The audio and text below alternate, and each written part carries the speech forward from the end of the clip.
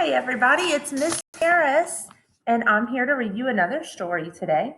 This one I thought was perfect because of all the at-home learning that we're doing right now. Instead of being in school, this one's about a teacher, and this one is called Miss Nelson is Missing by Harry Allard and James Marshall.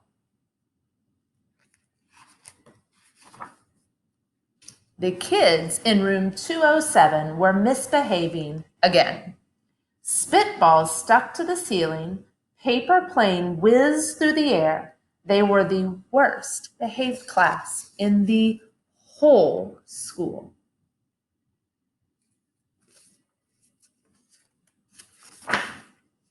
Now settle down, Miss Nelson said in a sweet voice. But the class would not settle down. They whispered and giggled. They squirmed and made faces.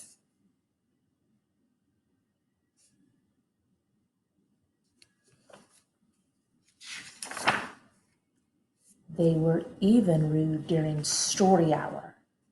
And they always refused to do their lessons. Something will have to be done, said Miss Nelson.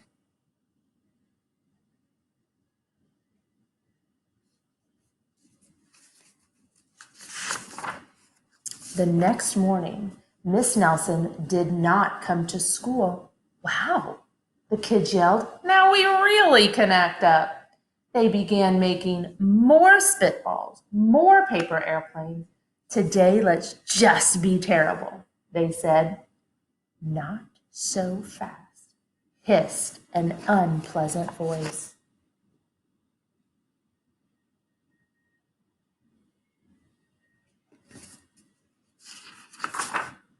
A woman in an ugly black dress stood before them.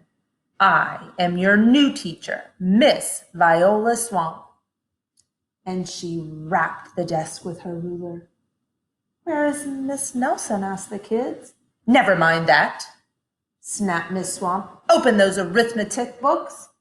Miss Nelson's kids did as they were told.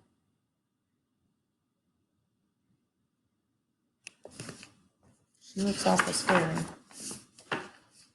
They could see that Miss Swamp was a real witch. She meant business. Right away, she put them to work, and she loaded them down with homework.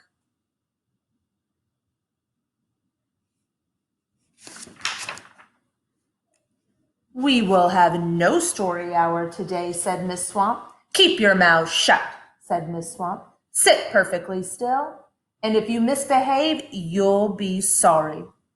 The kids in room 207 had never worked so hard.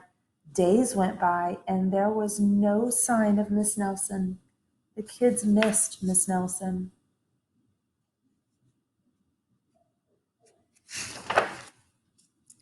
Maybe we should try to find her, they said.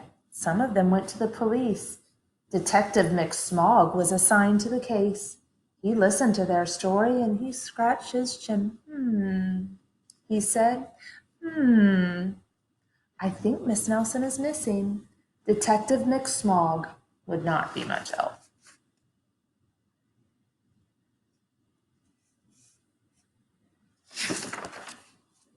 Other kids went to Miss Nelson's house. The shades were tightly drawn and no one answered the door. In fact, the only person they did see was the wicked Miss Viola Swamp coming up the street. If she sees us, she'll give us more homework. They got away just in time.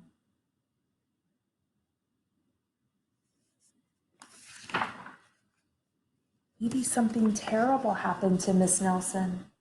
Maybe she was gobbled up by a shark, said one of the kids. But that didn't seem likely.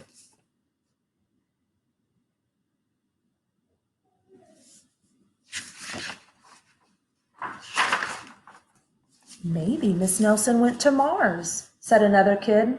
But that didn't seem likely either.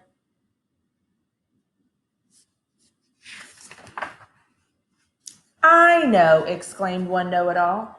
Maybe Miss Nelson was carried off by a swarm of angry butterflies.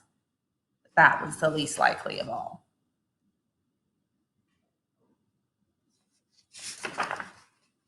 The kids in room 207 became very discouraged.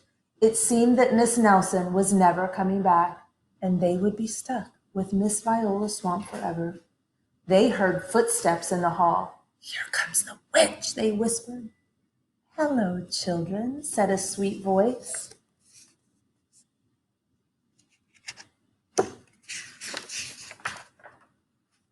It was Miss Nelson. "Did you miss me?" she asked. "We certainly did," cried all the kids. "Where were you?" "That's my little secret," said Miss Nelson. "How about a story hour?" "Oh, yes," cried the kids. Miss Nelson noticed that during story hour, no one was rude or silly. "What brought about this lovely change?" she asked. "That's our little secret," said the kids.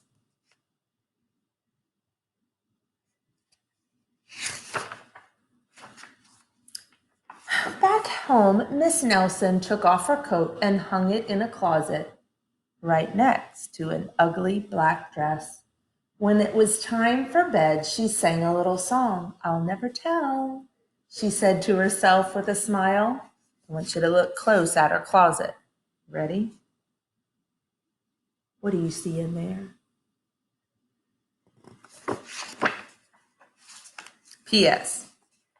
Detective McSmog is working on a new case. He is now looking for Miss Viola Swamp.